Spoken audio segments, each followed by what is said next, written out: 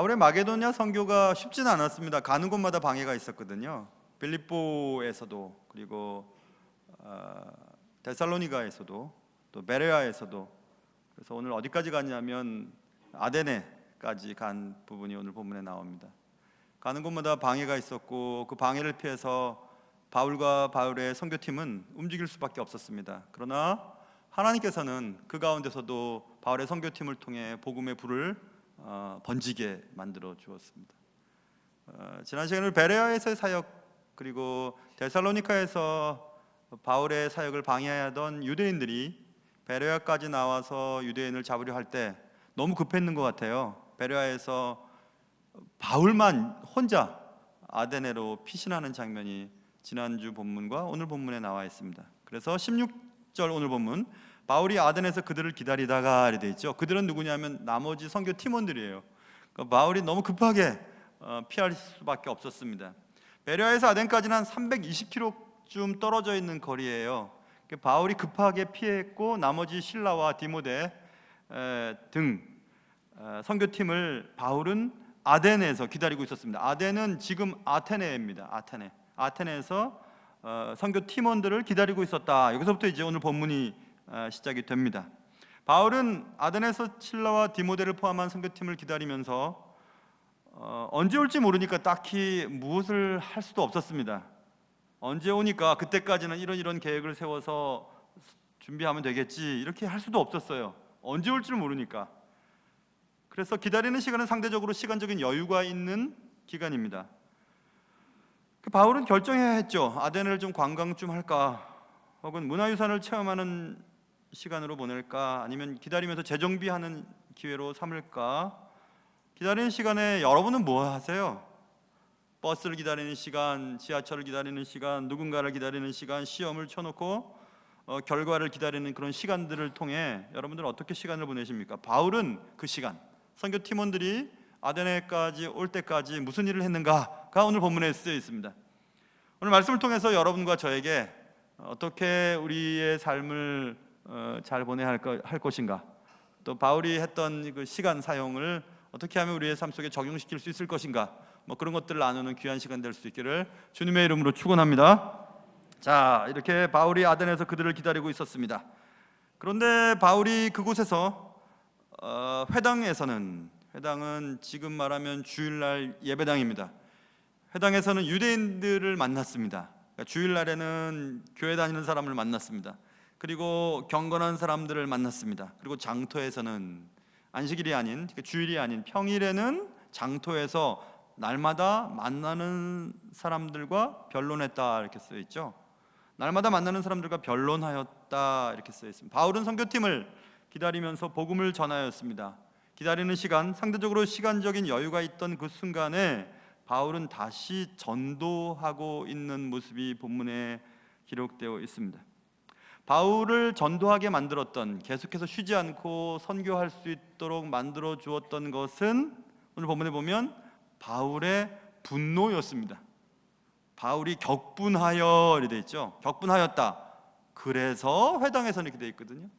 영어 성경에도 so, 접속사 so, 그래서 전도하게 되었다, 이렇게 쓰여 있습니다. 그러니까 바울이 분이 났습니다. 그래서 그 분 때문에 선교하고 전도하고 애썼다, 이렇게 성경은 말씀하고 있죠. 뭐 때문에 분이 났는가? 바울이 아데네에서 그들을 기다리다가 그 성에 아테네에 우상이 가득한 것을 보고 마음에 격분하여 되어 있죠. 아테네에 우상이 얼마나 많았냐면 당대의 기록이 있습니다. 퍼사니우스라고 하는 작가의 글에 아테네를 거니는 장면이 나오는데, 아테네 사람을 10,000명이라고 한다면 신상은 3만 개가 있었다는 기록이 남아 있습니다. 사람보다 더 많은 신상들이 아테네에 존재하고 있습니다. 그래서 혹시 우리가 알지 못하는 신에게 잘못을 범할까 봐 알지 못하는 신에게라고 하는 신을 또 만들어 놨어요. 이 본문에 23절 보세요. 내가 두루다니며 너희가 위하는 것들을 보다가, 위하는 것들 신상들입니다. 알지 못하는 신에게라고 새긴 단도 보았다, 이렇게 되어 있죠. To unknown God, 알지 못하는 신에게라고 하는 이름을 달아놓고 그런 신도 만들어 놓고 혹시 우리가 빠뜨려 놓을 법한 신들을 모아놓고 알지 못하는 신에게라고 하는 이름을 정해놓고 그 신을 섬겼다. 이만큼 그 아테네에는 신상들이 많았습니다. 그래서 바울은 그 성에 있던 우상들이 가득한 것을 보았다 이렇게 써있죠. 보았다라고 번역된 헬라어 데올레오라고 하는 뜻은 응시하여 보았다는 뜻입니다. 열심히 응시했다는 뜻이에요. 계속 지켜봤다는 뜻입니다. 남자 청년이 자기 마음에 드는 여자를 이렇게 응시하는 것처럼 어떤 짐승이 맛있는 먹이를 계속 노려보고 있는 것처럼 이렇게 응시했다. 지나가다 본 것이 아니라 계속 지켜봤다 이런 뜻입니다. 큰아이가 장가가기 전에 저희 집에는 남자 셋과 여자 한 명이 살았습니다. 남자 셋과 여자 한 명. 제가 제 아내에게 가끔씩 그러거든요. 나는 당신의 껌이야 이렇게 얘기하면 딱 붙어있길 좋아하거든요. 이제는 갱년기에 접어든 아내가 혼자서도 잘 다닙니다. 친구들과 여행도 다니고 또 밥도 혼자 먹기도 하고 영화도 혼자 보러 가고 되게 섭섭해요. 이 자리를 빌어서 얘기하는데 되게 섭섭해요. 아니 나 없이도 잘 지내는구나 이런 생각이 드니까 이제 그런 나이구나 이런 생각이 들었어요. 항상 같이 있고 싶은데 근데 남자 셋과 여자 혼자 이렇게 살던 때가 있었어요. 큰아이 장가가기 전에. 저는 아까 말씀드렸죠. 저는 집사람의 껌이라고 항상 같이 있고 싶어 한다고. 그런데 할 수 없이 떨어지는 일들이 있을 때가 있어요. 그때는 언제냐면 대형마트나 백화점 갔을 때. 그때는 남자 셋은 일단 6층이나 7층으로 올라갑니다. 여자 한 명은 지하나 1층으로 갑니다. 관심이 달라요. 남자들은 가전제품, 전자제품 코너로 올라가고 여자 하나 있는 여자는 뭐 이제 음식거리 사러 지하로 가죠. 그러면 이따가 만나, 몇 시까지 만나 하고 헤어져요. 왜냐하면 관심이 다르기 때문에 그러죠. 지금은 안 그렇습니다. 지금은 이제 큰애도 장가 보내고 막내 아이 기숙사 보내고 계속 붙어 있으려고 제가 노력을 하는데요. 관심의 차이 때문에 그런 거죠. 우리가 어떤 대상을 열심히 응시한다는 것은 거기에 대해서 관심이 있다는 것입니다. 여러분의 관심은 어디 있습니까? 여러분의 관심은 요즘에 어디 있으세요? 제가 은행 다닐 때는 은행에만 관심이 있어요. 지나가다가 은행 보면 저 은행이 있구나 저 은행이 있구나 여긴 제일은행이 없네 하고 또 이렇게 막 은행에만 관심이 많았어요. 요즘엔 물론 교회입니다. 여기 교회가 없네. 여기 교회 세우면 참 좋겠다. 저 교회 참 잘 지어졌네. 뭐 이런 고민이 있고 관심이 있죠. 관심의 대상을 말하는 거죠. 그런데 아테네에는 신상들이 많았다고 하는 것은 그만큼 사람들이 공허했다는 표현이에요. 뭘 믿고 뭘 의지해야 되는데 뭘 의지해야 될지, 뭐가 나를 만든 신인지, 무엇을 붙잡아야 되는지 몰랐습니다. 그래서 다 만드는 겁니다. 집에는 이 신이 있고 저기는 거리에는 이런 신이 있고 나무 신이 있고 무슨 신이 있고 다 만드는 거죠. 여러분 일본 여행 가보셨죠? 요즘엔 가면 안 됩니다. 큰일 납니다. 일본 여행 가보면요, 일본에 신사들이 있잖아요. 이런데 보면 그 입구에 종 하나 있는 거 보셨잖아요. 종이 뭔지 이렇게 물어봤더니 가이드가 신들이 하도 바빠갖고 잠잘 때 종을 쳐서 깨워서 그런 거 들어보셨죠? 그만큼 어리석은 사람들이 우리 인간들이에요. 허무한 거죠, 그렇죠? 사람 수보다도 많은 신상들과 신을 섬기는 그런 나라들이 많이 있습니다. 지금도. 그만큼 아테네 사람들이 문화와 철학이 발달했지만 공허했다고 하는 것을 알려주는 단어죠.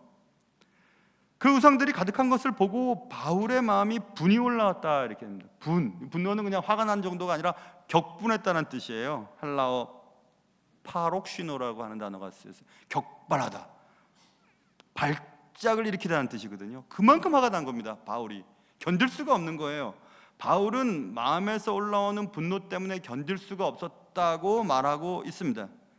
왜 그랬을까요? 진리가 왜곡되어 있는 것을 보고 바울은 견딜 수 없는 거죠. 여러분 이런 겁니다. 예를 들면 제자리에 제 역할을 해야 될 사람이 제자리에 제 역할을 하지 못할 때 분이 나는 거예요.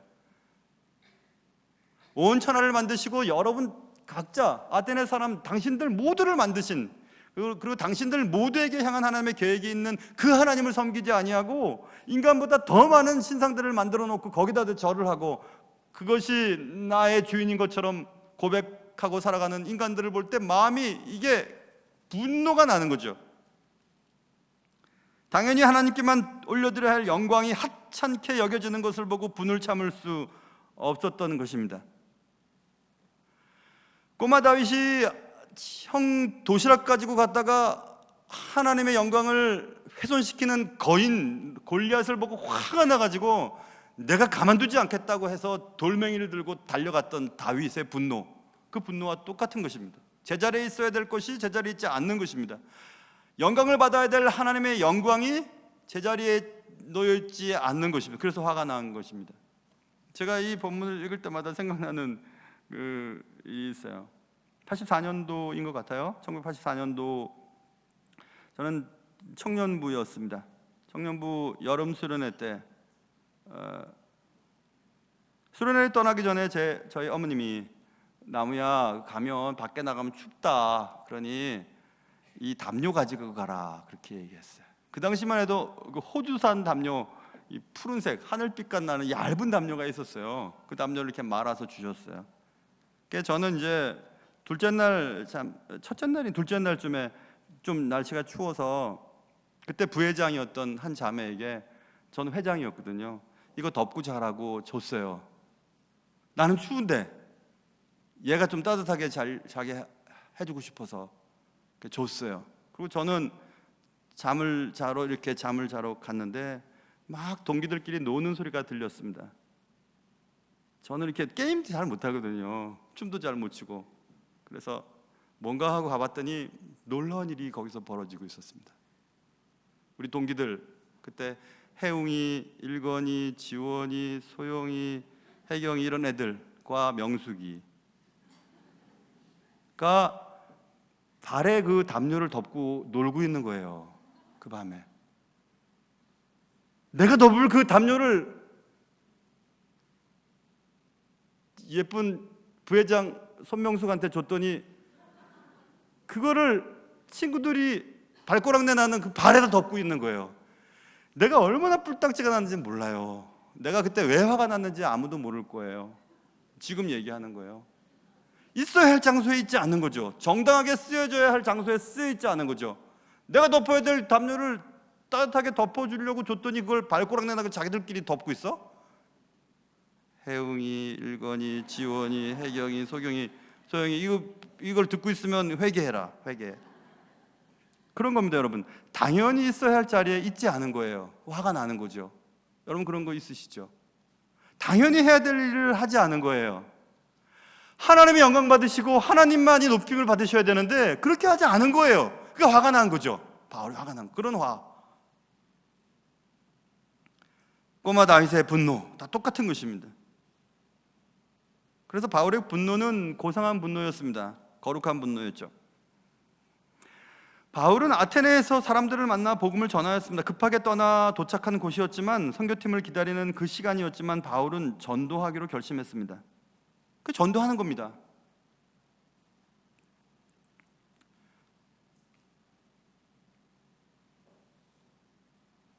여러분과 제가 어디에 놓여 있든지 우리가 해야 할 가장 중요한 일을 하셔야 돼요. 그게 뭐든지. 이런 일들도 생각이 났습니다. 우리 교회도 그렇고 교회마다 단기 선교팀을 여름에 파송을 많이 하죠. 저는 필리핀에 가본 적이 있습니다.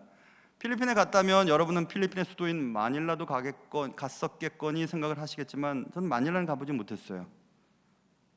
2003년 혹은 2004년도 필리핀 민다나오 섬이라고 하는 곳에 단기 선교를 갔었습니다. 해마다 제가 섬기던 교회 청년들은 거기 필리핀의 민다나오 섬에 단기 선교를 가곤 했고, 그때 2003년도인가 4년도에 제가 인솔 교육자가 되었습니다. 청년들과 함께 민다나오 섬에 가기 위해 준비를 하고 있었습니다. 늘 하던 대로 스케줄을 정해 갖고 왔습니다. 선교팀 원중에서 리더격인 청년들이 스케줄을 보았더니 두 가지 건을 조정해야 될 필요를 느꼈습니다. 첫째는 짐을 싸기 전에 애들이 희한하게 항공사 마크가 적혀있는 담요들 하나씩 갖고 있는 거예요. 뭐냐 이거 그랬더니 매년 갈 때마다 추워가지고 갖고 내렸다는 거예요. 그게 꽤 많이 됐어요. 제가 뭐라고 했습니다. 너희들 다 걷어와 갖고 빨리 항공사에 전화해서 담당자한테 이렇게 얘기해서 금강교회 청년분들 매년 이렇게 우리가 도둑질을 했습니다. 그러니 받아주세요 하고 갖다 드려라. 그거 하나 해결하고, 또 하나는 스케줄 남겨있는 이틀 동안 하루 반 정도 마닐라로 가서 마닐라에서 쇼핑도 하고 마닐라 수도 관광도 하고 영화도 봤다고 하더라고요. 그동안 나 이런 거 못해. 너희들 지금 선교하러 왔지 마닐라 수도 구경 왔어? 빼! 그리고 민다나오에서 섬에서 하루 반 동안 더 선교하자. 그렇게 얘기해놓고 나도 갈 걸 생각이 들긴 들었어요. 그러나 그게 잘했다고 생각했습니다. 여러분과 저도 하나님께서 우리에게 이 땅에 허락하신 어떤 목적이 있잖아요. 그 목적을 이루는 것이 우선이 되어야 됩니다. 그래야 돼요. 바울은 지금 선교하다가 밀려 해서 아테네까지 왔는데, 아테네에서 뭐 문화관광, 문화 탐방하고 혹은 그 찬란한 철학자들과 얘기 나누고 돌아다니는 시간이 없어요. 왜냐하면 바울은 선교팀원으로 거기 갔기 때문에. 바울은 그 기다리는 그 기간 동안에도 시간을 헛되이 보내지 않았어요.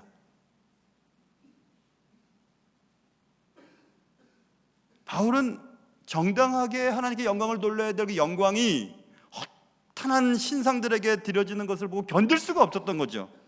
그런 분노가 여러분에게 있으신지, 무엇 때문에 여러분 요즘에 화가 나 계신지, 여러분 요즘에 화가 나신 것이 있으시면 왜 화나는지 한번 생각해 보세요. 다른 사람과 비교해서 내 인생이 처량해서 화가 나 계신지, 아니면 별것도 아닌 사람이 내게 함부로 말한 것 때문에 화가 나 있는지, 그 사람 얼굴 보면 화가 나는지, 뭐 때문에 화가 나는지 한번 생각해 보세요. 바울은 그런 화가 난 것이 아니었습니다.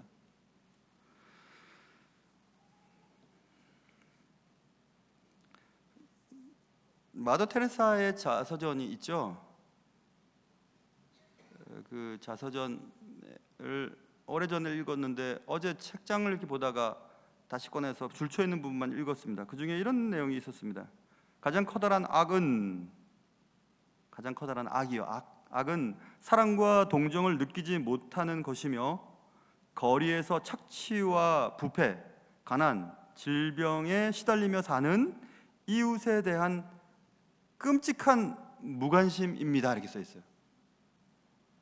지금 복음을 전해받지 못해서 돈이면 다라고 하고 돈 모으는데 막 결심을 내는 사람들을 보고 안타까운 마음이 생기지 않는 거예요. 저렇게 살면 안 되지, 저건 아닌데 라고 하는 그런 안타까움 때문에 그에게 복음을 전해야 되는데 그런 마음도 없어요. 끔찍한 무관심이죠. 제 3세계에 아이들은 지금 한 달에 30불, 10불이 없어서 온 가족이 더러운 물을 먹고 죽어가고 있는데 우리는 관심이 없는 거예요. 나만 예수 믿고 천국 가면 되는 거예요? 우리 교회만 잘 되면 되는 건가요? 우리만 잘 주님을 섬기면 되는 것입니까? 끔찍한 무관심, 그게 가장 큰 악이다, 이렇게 얘기를 하는 장면이 눈에 확 들어왔습니다. 바울은 견딜 수가 없었던 것입니다. 이 많은 사람들이, 똑똑한 사람들이, 대단한 사람들이, 문화적인 사람들이 하나님을 알지 못하고 이렇게 허탄한 일에 시간을 투자하고 생명을 투자하고 살아가고 있구나라는 것을 보고 견딜 수가 없었던 거죠. 그런 분노가 여러분에게 있으세요? 우리 가족 중에 누군가가 주님을 알지 못해서 그를 볼 때 너무 마음이 아픈 거예요. 저도 지옥 갈 게 뻔한데 그들을 힘들게 만드는, 그들을 잡아 묶고 있는 그것들을 향해서 분노하는 그런 마음들이 여러분에게 있으신지. 바울은 그것이 있었습니다. 바울이 아테네에서 본 것은, 그리고 그를 화가 나게 만들었던 것은 거룩한 분노였습니다. 시시하게, 자존심 상했다고 시시하게 날 힘들게 한 사람 때문에 화가 나고 못 자고 그러는 것 아니에요. 시시하죠. 하찮은 것, 어찌 보면 대단한 것도 아닌 것, 그것 때문에 화가 나 있지는 않으신지 한번 생각해 보시기 바랍니다. 바울은 마음에 격분이 일어나서 격발했습니다. 발작을 일으켰습니다. 못 견디는 거예요. 그래서 회당에서는 유대인들과 경건한 사람들을 만나고 장터에서는 만나는 사람들, 모든 사람들에게 복음을 전했습니다. 또 18절 보세요. 어떤 에피크로스와 스토아 철학자들, 철학을 하지 않으신 분들도 윤리책에서 우리 배웠습니다. 에피크로스 학파, 스토아 학파에 대한 얘기 들으셨죠? 날마다 그는 복음을 전했습니다. 날마다. 주일날이 아니라 날마다, 주일과 주일 사이 평일에 날마다 어디에서? 장터에서나 회당에서, 교회에서뿐만 아니라 우리의 삶의 현장 속에서 전했습니다. 진실한 그리스도인들은 교회에서의 모습이 아니라 여러분의 삶의 현장 속에서 여러분의 모습이 진짜 모습이에요. 우리의 삶으로 복음을 증거해야 되는 것입니다.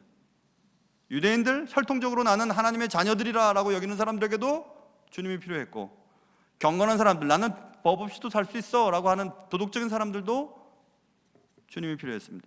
만나는 사람 누구에게나 복음을 전했습니다. 아까 말씀드린 에피크로스 학파는 죽음은 끝이야, 사후세계는 없어 라고 말하는 자들이죠. 에피크로스 학파는 그렇기 때문에 물질주의자들이에요. 어차피 사후세계는 없는데 이 땅에 사는 동안 기름지게 먹고 부를 축적하고 잘 살자, 실존주의자들이죠. 실존주의자들의 대표는 니체 아닙니까? 니체는 신은 없다, 하나님은 안 계시다라고 건방지게 얘기하다가 한 10년간 정신병자로 살다가 55세에 죽고 맙니다. 미쳐서 죽습니다. 실존주의자들의, 허무주의자들의 말로죠. 스토아파는 좀 다르죠. 스토아파는 모든 것이 신이라고 믿는 사람들이죠. 삶은 숙명에 따라 움직인다. 어차피 숙명에 따라 움직여. 그러니 우리가 해야 될 일은 사는 날 동안 죄짓지 않도록 금욕해야 돼. 금욕주의자들로 바뀌게 되죠. 그리고 모든 것이 신이다라고 여기니까 범신론에 빠지게 됩니다. 그래서 에피크로스는 모토가 그것입니다. Enjoy your life. 네 자신의 삶을 즐겨라. 즐기는 것이 목적이에요. 물질주의자들이니까, 사후세계가 없으니까. 스토아파는 Endure your life예요. 너의 삶을 인내하라는 거예요. 견디라는 거예요. 어차피 견디라는 겁니다. 고액을 통해서든지 어떻게 견디라는 거죠. 금욕을 해서라도 견디라는 거죠. 양극단을 추구하는 그 철학자들, 에피크로스 학파와 스토아 학파들에게도 예수가 필요했어요. 그래서 바울은 예수를 전합니다. 예수가 필요하지 않은 사람은 아무도 없습니다. 유대인이라고 해도, 경건한 사람이라고 해도, 실존주의자들도, 금욕주의자들도 모두 다 구원받아야 할 사람들입니다. 오늘날의 에피크로스는 누굽니까? 좋은 차, 좋은 옷, 풍요로운 삶을 지향하는 사람들이죠. 좋은 차, 좋은 옷, 풍요로운 삶이 나쁜 것은 아닙니다. 근데 그것이 전부예요. 이 땅에서 삶을 풍요롭게 사는 것이 내 삶의 유일한 목표예요. 그래서 좋은 학교 가고 좋은 직장에 들어가고 좋은 집에 살고 싶은 마음이 있는 거죠. 그러나 그것이 전부가 아니잖아요. 예수 없으면 말짱 헛겁니다. 오늘날의 스토아주의자들은 누굽니까? 염세주의자들이죠. 살면 뭐해? 어차피 내 삶은 정해져 있어. 그러니 삶에 대해 냉담하고 무관심해요. 스스로 자신을 힘들게 만들죠. 다 주님이 필요합니다. 1997년도인지 98년도인지 정확하지는 않습니다.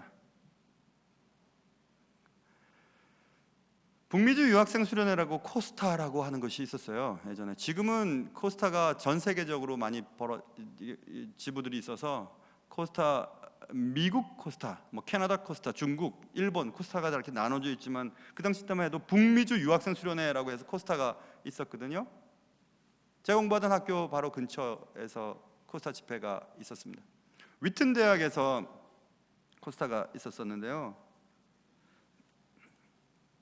그래서 그 코스타가 열리면 북미주에 유학 왔던 모든 젊은 친구들이 다 자비를 들여서 시카고로 날라옵니다. 날라와서 한 일주일 동안 이렇게 막 뜨겁게 부흥회를 해요. 그래서 뭐 헌신하고 내가 공부하고 내가 좋은 머리를 주신 것은 하나님의 나라를 위해서 쓰임 받아야 된다고 하면서 막 다 여기저기로 막 흩어지면서 사역을 감당하는 귀한 젊은이들로 가득 찬 그런 코스타 집회죠. 뭐 올해 코스타는 보니까 그 위튼에서 안 열리고 노스 센트럴 컬리지라고 하는 곳에서 7월 1일부터 5일까지 열렸더라고요. 이제는 각 지부별로 열리니까. 그때 우리 교회도 오셨던 송정미 사모님이 그때 찬양을 했었어요. 막 다 모여있는 자리에서 그 유학생들 다 모여있는데 그들은 모두 주가 필요해 모두 알게 되리 사랑해 주님 하고 지금도 등치가 크지만 그때는 등치가 더 컸어요. 송정미 사모님은 등치가 커가지고 쫙 부르고 그때 막 서원하면서 막 일어납니다. 나는 막 연변대학 교수로 가겠습니다. 막 선교회 하겠습니다. 막 일어나요. 여러분, 아무리 똑똑해도, 아무리 대단해도, 아무리 대단한 학위를 소유해도 다 주님이 필요합니다. 주님이 필요하지 않은 사람은 아무도 없어요. 그래서 우리는 날마다 삶의 현장 속에서 만나는 모든 사람들에게 주님이 필요하다는 것을 말씀해 주어야 해요. 바울은 그렇게 했습니다. 시간이 없었어요. 선교팀원들을 기다리는 그냥 그런 시간들이었어요. 혼자 있었습니다. 그러나 그는 회당에서, 장터에서 에피크로스 학파와 스토아 학파와 계속해서 말씀을 전하는 것입니다. 그런 분노, 거룩한 분노가 우리 속에 있어야 됩니다. 바울은 시간을 낭비하지 않았습니다. 선교팀이 올 때까지 마냥 기다리지 않았죠. 그리고 하나님께 올려드려야 할 영광이 하찮게 낭비되는 것을 보고 견딜 수가 없었습니다. 그리하여 바울은 날마다 만나는 사람들 모두에게 복음을 전했습니다. 대단한 철학자들도 복음이 필요했습니다. 대단한 학자들도 복음이 필요했습니다. 물질주의자들과 금욕주의자들에게도 예수는 필요합니다. 바울을 움직였던 것은 그의 사명이었습니다. 바울에게 있어서의 그 거룩한 분노는 사람을 살리기 위해 최선을 다하도록 만들었습니다. 고린도 교회에 보낸 바울의 편지에서 바울이 어떻게 사역했는지가 드러나는 장면이 나와요. 고린도전서 9장 17절부터 이렇게 쓰여 있습니다. 내가 내 자유로 이것을 행하면 상을 얻으려니와 내가 자유로 아니한다 할지라도 나는 사명을 받아노라. 그런즉 내 상이 무엇이냐? 내가 복음을 전할 때 값없이 전하고 복음으로 말미암아 내게 있는 권리를 다 쓰지 아니하는 이것이로다. 내가 모든 사람에게서 자유로우나 스스로 모든 사람에게 종이 된 것은 더 많은 사람을 얻고자 함이라. 맞아요, 그래요. 권리가 있습니다. 쉴 수도 있고 내가 버는 돈 가지고 이것도 할 수 있고 저것도 할 수 있어요. 그러나 그 권리를 축소하고 스스로 그 자유를 폐기시켜 버리는 겁니다. 뭐 때문에요? 나의 사명 때문에 그렇게. 요즘 여러분은 어떠십니까? 평안하십니까? 혹시 누군가를 또 혹시 무엇인가를 기다리고 있는 것은 없으세요? 그래서 이것을 하기에도 부족하고 저것을 하기에도 뭔가 시간이 불명확한 그런 시간을 보내고 계십니까? 그런데 여러분의 삶 속에 관심이 무엇에 있으십니까? 무엇 때문에 여러분의 시선을 어디에 집중하고 계십니까? 지나다니다가 좋은 아파트가 분양됐다는데 시선이 꽂히세요? 아니면 무슨 사업을 하면 좋겠다고 하는 데서 잠이 오지 않을 만큼 관심이 많으십니까? 아니면 내 인생 가운데 한 번 정도는 내가 주를 위해 헌신해 봐야 되겠다. 내게 주신 이것을 가지고 교회를 하나 좀 세워봐야 되겠다. 내가 더 늙기 전에 선교 한번 따라가 봐야 되겠다 하는 그런 거룩한 마음들이 여러분에게 있으십니까? 복음 없이 살아가는 사람들의 왜곡된 인생을 보고 견딜 수 없는 그런 아픔이 여러분과 저에게 있으셔야 해요. 하나님께 드려야 될 영광이 화찮은 것에 드려지는 것을 보고 거룩한 분노가 내 삶 속에서 일어나야 합니다. 며칠 전 1년 전에 스스로 목숨을 끊은 한 정치인의 일주기였습니다. 저는 그 정치인에 대해서 잘 알지는 못해요. 그러나 그가 스스로 그런 선택을 한 것에 대한 많은 사람들의 얘기를 들어보게 되었습니다. 그가 스스로 그런 선택을 한 것은 자신이 믿고 있던 그 가치를 스스로 훼손한 것에 대한 견딜 수 없는 마음이 그를 그렇게 죽게 만들었죠. 그를 아는 많은 사람들이 여야를 막론하고 그렇게 얘기를 합니다. 그의 지나친 결벽증이 그를 죽음으로 내몰았다고 말입니다. 그는 어떤 가치가 있었습니다.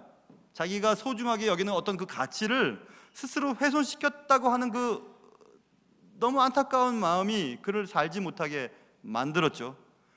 이렇게 살아서는 안 되는데, 이렇게 살면 안 되는데, 예수 믿는 사람들이 이 정도 가지고 그렇게 화를 내고 이 정도 가지고 못 참고 이 정도 가지고 등을 쥐고 이 정도 가지고 잠을 못 자고 그러면 안 되는데, 예수 믿는 사람들이 이 정도 가지고 이런 죄를 떨지 못해가지고 끊지 못해가지고 매일매일 힘들어하는, 이러면 안 되는데라고 하는 그 거룩한 분노가 우리 속에 있지 않는다면 우리는 절대로 주님이 원하는 삶을 살지 못할 것입니다. 진정한 그리스도인이라면 내가 왜 이 정도 갖고 이렇게 살지? 내가 뭐 이딴 일 갖고 이렇게 화가 나지? 내가 뭐 이 정도 갖고 이렇게 주저앉아 있지라고 하는 그런 거룩한 분노가 우리 속에 일어나야 합니다. 그리고 복음을 전달받지 못한 사람들을 바라보면 너무 안타까운 마음들이 있어야죠. 그런 것이 없이 그냥 잘 먹고 잘 살고 좋게 지내고 시간들을 보내는 것은 누구나 할 수 있습니다. 그러나 예수 믿는 사람들은 그래서는 안 되죠. 하나님의 은혜 받은 자들은 은혜가 그렇게 가능하게 만들어줍니다. 우리가 노력해서 안 되고 결심한다고 되는 것도 아니에요. 하나님의 깊은 은혜의 바다 속에 잠기면 하나님이 우리의 삶을 그렇게 몰아가시기 때문에 그렇습니다. 여러분 요즘에 뭐 때문에 화가 나 계셔요? 뭐 때문에 마음이 불편하십니까? 근데 그것이 복음과 진리와 하나님 나라 확장과 관계없는 것이라면 그냥 떨어버리십시오. 그리고 그것이 하나님의 나라와 복음 확장과 하나님의 말씀을 증거하는 일이라면 계속해서 그 분노를 가지십시오. 그리고 그 분노가 여러분들을 움직이게 만들고 그 분노가 여러분에게 소중했던 것들을 막 던져버릴 수 있게 만드는 그런 일들을 하게 만들 것이기 때문에 그렇습니다. 주를 향한 고귀한 분노가 여러분과 제가 사는 날 동안 계속되실 수 있기를 주님의 이름으로 축원합니다. 하나님 아버지, 오늘도 주의 말씀을 통해서 내 속에 거룩한 분노가 다시 일어나길 원합니다. 시시하고 째째하고 별것도 아닌 것들 때문에 힘들어하고 괴로워하고 잠 못 자고 누구를 미워하고 용서하지 못하고 불평하고 비난하는 일이 아니라 하나님의 나라를 위해 내가 이렇게 살면 안 되지, 이 정도는 아니지 하고 내 자신에 대해서 분노하며 주님을 알지 못하고 마음대로 살아가는 자들을 바라보며 거룩한 분노가 일어나는 그런 사람들 되게 도와주시옵소서. 귀하신 예수님의 이름으로 기도합니다.